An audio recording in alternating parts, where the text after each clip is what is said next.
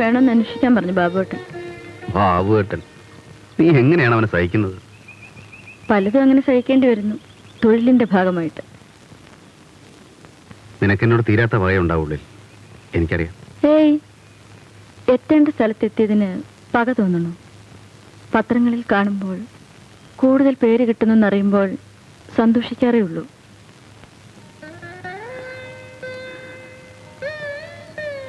ഒരവകാശം എനിക്കുണ്ടായിരുന്നില്ല.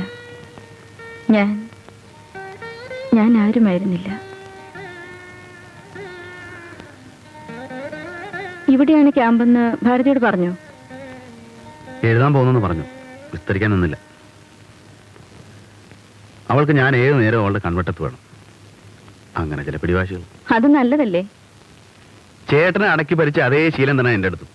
ചിലപ്പോൾ അവൾ പറയുന്ന ആരെങ്കിലും കേട്ടാൽ തോന്നും ഞാനൊരു ചെറിയ സ്കൂൾ കുട്ടിയാണ്. സ്നേഹക്കൂടലുണ്ടല്ലേ, ഭാഗ്യം വേണം അതിനും. സാർ, ആ പാട്ടിന്റെ ലൈൻസ് തന്നാൽ അത് എഴുതി തീരുമ്പോഴേക്കും ഞാൻ സെറ്റ് ചെയ്യാമായിരുന്നു.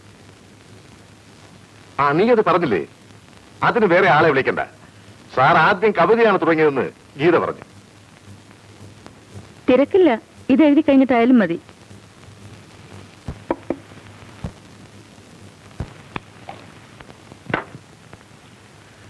ഇതാ കവിതയെന്നോ പാട്ടെന്നോ എന്ത് വേണേ പറയാം. വല്ലതും എഴുതാൻ തുടങ്ങിയാൽ പിന്നെ കിടന്നാലും എനിക്ക് ഉറക്കം വരില്ല. വരികൾ, വാക്കുകൾ, കഥാപാത്രങ്ങൾ ഒക്കെ ഒരു പകുതി സ്വപ്നം പോലെ തലയിലുണ്ടാവും.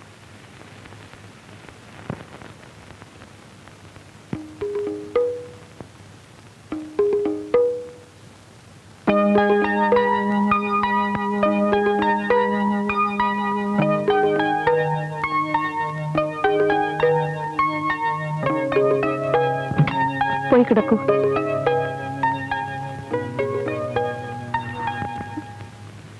അരുത്. ഓ, ബാബു ജോസിനോട് പാതിവൃത്യം പുലർത്തണമായിരിക്കും.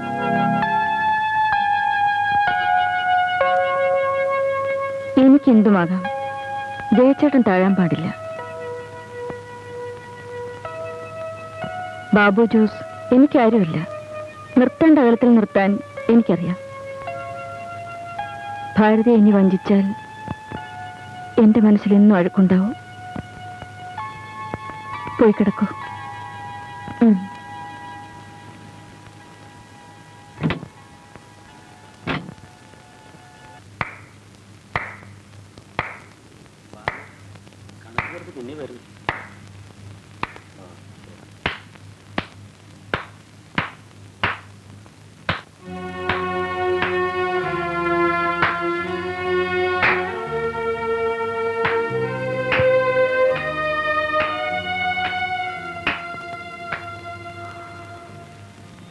വന്നതാരും പറഞ്ഞില്ല.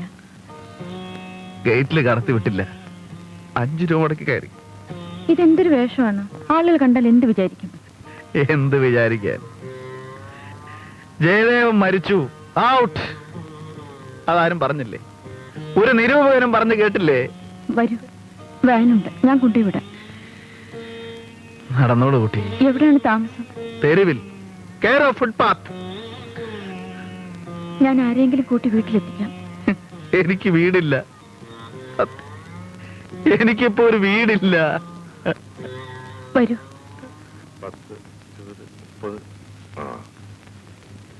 ജയദേവൻ സാർ എഴുന്നേറ്റു. പണമൊന്നും ഇല്ലാന്ന് തോന്നുന്നു കയ്യില്. ഇയാളിപ്പോ ചെല്ലുന്നിടത്തൊക്കെ ന്യൂസസ് ആണ്. പരിചയക്കാരൊക്കെ ഓടി രക്ഷപ്പെടും. 10-20 കൊടുത്ത് പിള്ളേരോട് ബസ് സ്റ്റാൻഡ് റെയിൽവേ സ്റ്റേഷനിൽ കൊണ്ട് വിടാൻ പറയും. സാറിനെ അറിയിക്കണോ? സാർ എന്നേ കൈ ഒഴിഞ്ഞു. പെങ്ങളെ കെട്ടിച്ചു കൊടുക്കാൻ ബുദ്ധിമാനായ VP സാറുടെ ആള് നന്നായി. പിള്ളേരെ ഏൽപ്പിച്ചാ മതി, നീ ഒഴിയാനൊന്നും പോകണ്ട.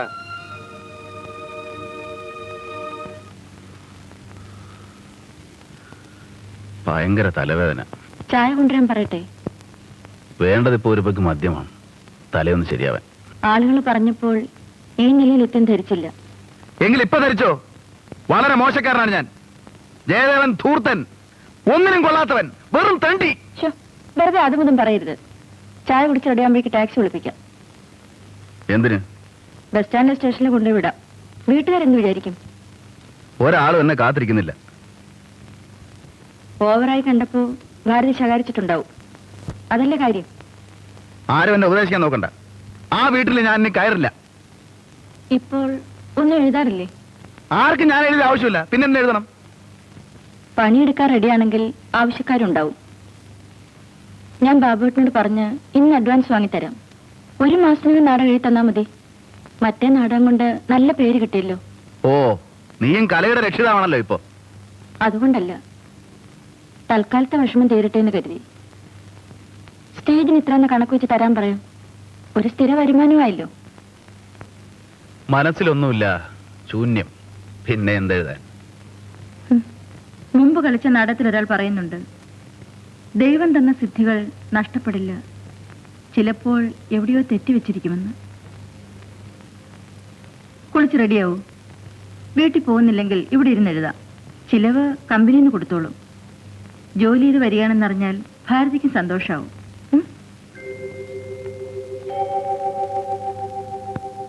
രാമു, കട തുറന്ന ഉടനെ ഈ റൂമിലെ സാറിന് പറ്റിയൊരു ജുബ, മുണ്ട്, ഷേവിംഗ് സെറ്റ്, സോപ്പ് ഇതൊക്കെ വാങ്ങിച്ചു കൊടുക്കണം. ഇതാ സാർ പെട്ടിയും സാധനങ്ങളൊന്നും ഇല്ലാതെ വന്നിരിക്കുന്നത്. പക്ഷെ കുപ്പിയാണോന്ന് പറഞ്ഞാലോ? നീ പറഞ്ഞു ചെയ്യ്. നാടകത്തിൽ മതി കോമഡി. എന്റെ പ്രതികാരം ജ്വലിക്കുന്ന തീപ്പന്തമായി, പ്രളയാഗ്നിയായി, അന്തകടാഹങ്ങളെ ചുട്ടരിച്ച് അദൃശ്യ ധൂളികളാക്കി. ആദ്യം വായിക്കാം. ബാബോട്ട, ഒരു മിനിറ്റ്.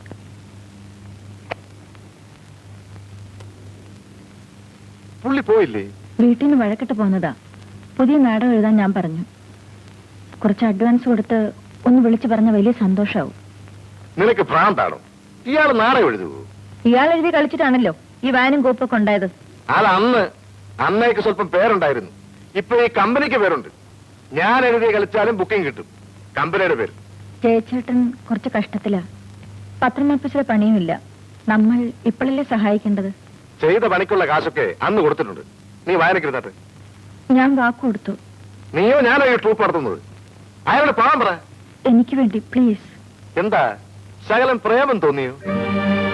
കാശില്ലാത്ത ഒരുത്തിനെ നീ അടുപ്പിക്കാറില്ലല്ലോ. പട്ടി. ഇത് നാടകത്തിൽ ക്രോധരംഗത്ത് മതി. വേഷം കിളവനെ. ഞാൻ അഭിനയിക്കണമെങ്കിൽ ജയദേവൻ സാർ എഴുതണം. ഞാൻ വാക്ക് കൊടുത്താണ്. സ്റ്റേജിന് 50 രൂപ വെച്ച് കൊടുത്താ വരാൻ എനിക്ക് 1000 പെണ്ണുങ്ങൾ കാത്തിടപ്പുണ്ട്. പിന്നെ നീയല്ലേ എന്ന് വിചാരിച്ച് 75 രൂപ തരുന്നതാണ്. അതറിയാവൂ? നീ വായനയ്ക്ക് വരുന്നുണ്ടോ? മറ്റന്നാ മുതൽ ഫുൾ റിഹേഴ്സലാണ്. ഞാനില്ല. വാ പെണ്ണേ. തുടരുത്. കാത്തു കിടക്കുന്ന നിന്റെ 1001 വിളിച്ച് നാടകം നടത്തിക്കോ.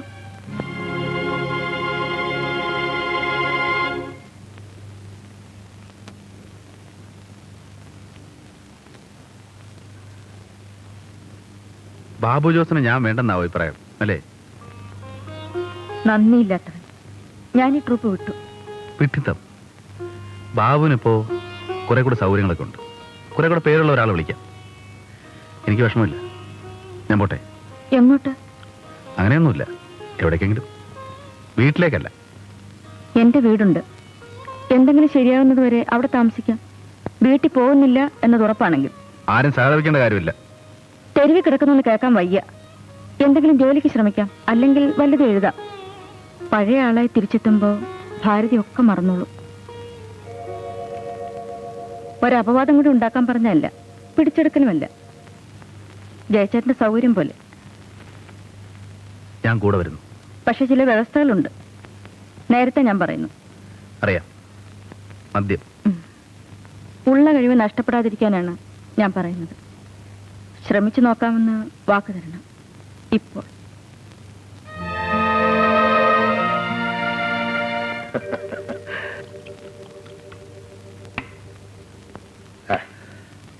വേണ്ട, താങ്ക്സ്. നിർത്തിയോ? ഇപ്പൊ വേണ്ട. ഒരു സ്മോൾ കോച്ചാണ്. പിന്നെ എന്താ സംഗതി? സർ, ഞാൻ ഫോണിൽ പറഞ്ഞ കാര്യം. നാടകം ഞാൻ ബുക്ക് ചെയ്യാൻ ചിലരോടൊക്കെ പറയാം. കുട്ടി മുമ്പ് എന്താ പേര്? അയാളുടെ കൂടെ വന്നപ്പോ ഞാൻ ഹെൽപ്പ് ചെയ്തിട്ടുണ്ടല്ലോ.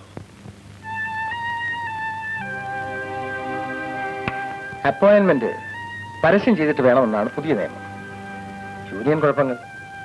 വല്ല പത്രാഫീസിലും ട്രൈ ചെയ്യണം. കലാ സാഹിത്യം ഇതൊക്കെ ഉള്ളവരെ ഞാൻ എന്നും ഹെൽപ്പ് ചെയ്യാറുണ്ട്. ഈ കുട്ടിക്കറിയാം. പക്ഷേ നോക്കട്ടെ. അടുത്ത മാസം എന്നെ വന്ന് കാണും. കഥകളൊക്കെ എനിക്കിഷ്ടമാണ്. നോക്കാം. താങ്ക്സ്. പേരുള്ള ആളാണ് സാർ. ധാരാളം കഴിവുണ്ട്. പക്ഷേ അറിയാം.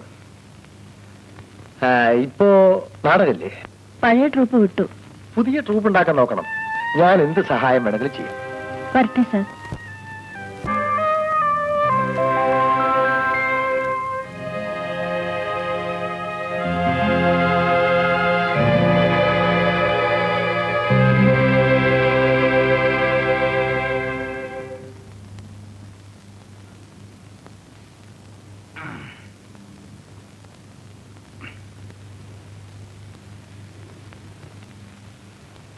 ഇത്ര വേഗം കഴിഞ്ഞോ കമ്പനി മുതലാളിയുടെ സൽക്കാരം? അയാളുടെ ആവശ്യം അറിയുന്ന സ്ഥിതിക്ക് എന്നെ കെട്ടി വലിച്ചോണ്ട് പോയി നാണം കെടുത്തണം. ഇഷ്ടമുണ്ടായിട്ടല്ല, ശ്രമിക്കാതിരിക്കുന്ന തെറ്റല്ലേ എന്ന് വിചാരിച്ച് ഓരോ സ്ഥലത്തേക്ക് വരാൻ നിർബന്ധിക്കുന്നു. പലർക്കും അയാൾ ജോലി കൊടുത്തിട്ടുണ്ട്, അതുകൊണ്ട് പറഞ്ഞു നോക്കി. ആ, ഞാൻ കൂടെ ഉണ്ടായാലും എല്ലാ നിലയ്ക്കും നിനക്ക് ശല്യം. ഞാനെന്നും കൂടെ നിർത്താൻ പോകുന്നില്ല. തേപിടിച്ച് തടവിൽ വെച്ചല്ല എന്ന് എനിക്ക് ഭാരതോട് ഒരിക്കൽ പറയണം. രക്ഷിച്ച് തിരിച്ചേൽപ്പിച്ചിരിക്കുന്നു, പരിക്കൊന്നുമില്ലാതെ എന്ന് പറയാൻ ഞാനും കൂടെ വരും. ആ, അതിനുള്ള സമയമാവട്ടെ. ആ, നീ ഒരു 15 രൂപ ഞാനൊന്ന് പുറത്തു പോട്ടെ. കുറച്ചുണ്ടല്ലോ ഇപ്പൊ തന്നെ അകത്ത്, അത് പോരെ? ധർമ്മം തരണ്ട, കടം മതി. എന്തെങ്കിലും ഞാൻ തിരിച്ചു തരാം. ഞാൻ കളവ് പറയുന്നില്ല. എനിക്ക് ഇത്തിരി കുടിക്കണം. നിർബന്ധമാണോ? വേണം. 3 മാസം ഞാൻ ശരിക്കും വാക്ക് പാലിച്ചു. എന്നിട്ട് എന്താ വിശേഷം? ഇവിടെ കാശൊന്നുമില്ല. ഇത് വിൽക്കാം, അല്ലെങ്കിൽ പണയം വെക്കാം.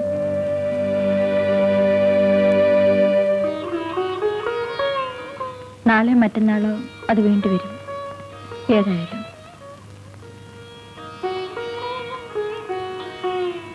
ഞാനെന്ന് ദുരിതം കൂടെ നിന്റെ തലയിൽ. ഒരു 100 ആൾക്ക് ഞാൻ കത്തെഴുതി, ഒരാൾ മറുപടി കൂടി അയച്ചില്ല. തലയിലെഴുത്ത്. എന്തെങ്കിലും വരും, ധൈര്യമായിട്ടിരിക്കോ. കഴിക്കണമെന്ന് വല്ലാതെ തോന്നുന്നുണ്ടെങ്കിൽ ഇത് കൊണ്ടുപോയിക്കോളൂ. ഞാൻ വെറുതെ പറയല്ല, ബാക്കി ചെലവിനെടുക്കാം.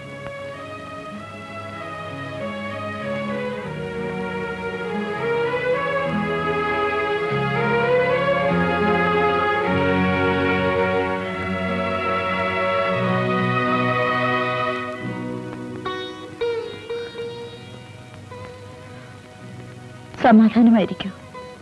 വിചാരിക്കാത്ത സ്ഥലത്തു നിന്നായിരിക്കും ചിലപ്പോൾ സഹായം വരുന്നത്. ആർക്കറിയാം?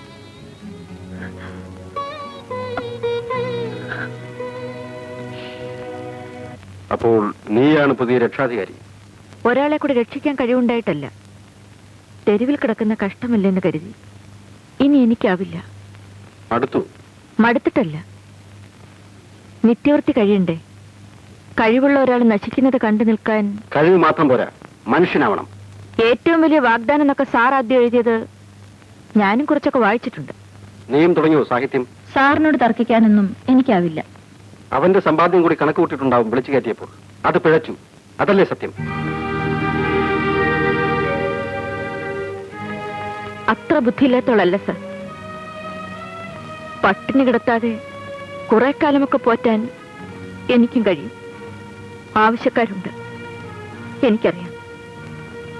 പക്ഷേ ഞാൻ ഇതുവരെ എന്നെ വിറ്റിട്ടില്ല. അതുകൊണ്ടും അദ്ദേഹം രക്ഷപ്പെടില്ലല്ലോ സാർ.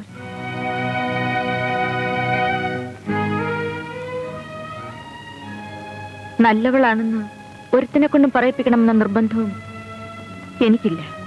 ഞാൻ എന്ത് വേണം? സഹായിക്കണം, എന്നെയല്ല. അവൻ എന്നോട് ചെയ്ത് എന്താണെന്നറിയോ? എന്റെ പെങ്ങളാണ് അവന്റെ ഭാര്യ എന്നറിയോ? എല്ലാം അറിയാം സാർ. വളർത്തിയതും കൊന്നതും സാറാണെന്ന് ആളുകൾ പറയുന്നത്. അത് സാറും അറിയണം.